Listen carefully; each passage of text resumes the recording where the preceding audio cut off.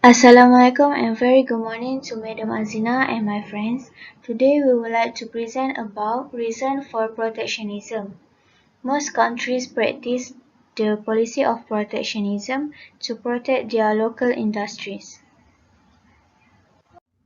This video is prepared by me, Naziha binti Abdul Ghani and my friends Fatin Azahra binti Jonaidi.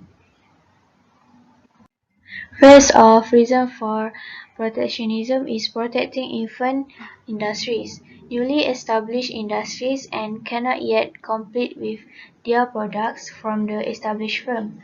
These industries are too small and inexperienced, lack of specialists, R&D and face higher costs.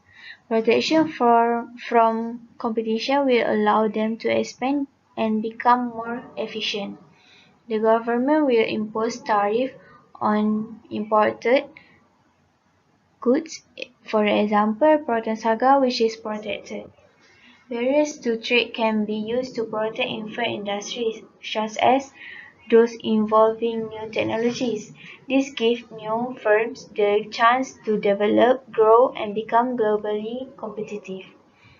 Protection of domestic industries may allow they to develop a comparative advantage. For example, domestic firms may expand when protected from competition and benefit from economies of scale.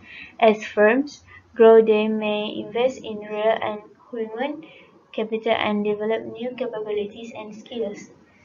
Once these skills and capabilities are developed, there is less need for trade protection and barriers may be eventually removed. Number two is to reduce the deficit in the balance of payment. It happens when the value of imports exceeds the value of exports.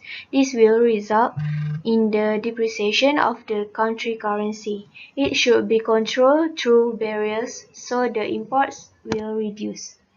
It is hoped that with more expensive foreign goods, its demand will fall in relation to exports.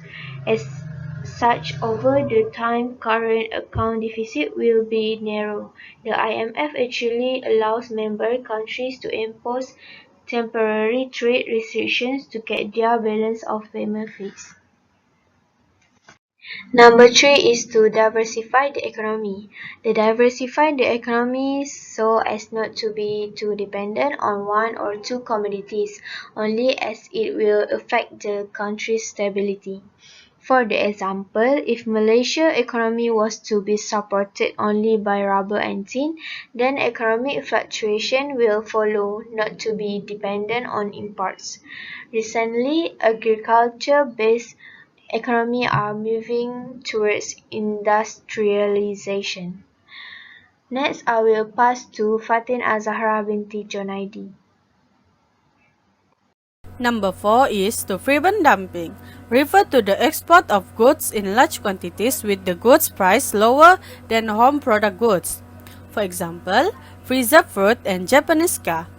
The importing country will impose high tariff to these goods as to protect the local industries from having compete with these goods. For example, Europe does not want Japan to dump the car in the European market as they manufacturing their own cars. Number 5 is to increase government revenue. The government imposes tariff with the purpose of earning revenue. In many developing countries, it is quite difficult to earn sufficient revenue from income tax and corporation tax. This is because the level of unemployment is usually high and there are very few large firms around. Therefore, the governments impose tariffs onto foreign goods in order to raise the desired revenue. Number 6 is to increase job opportunities. To increase the employment rate in those protected industries. With trade barriers, the demand for local goods will increase and this will lead to a rise in economic activity, job opportunities and unemployment will be reduced. That's all from us. Thank you.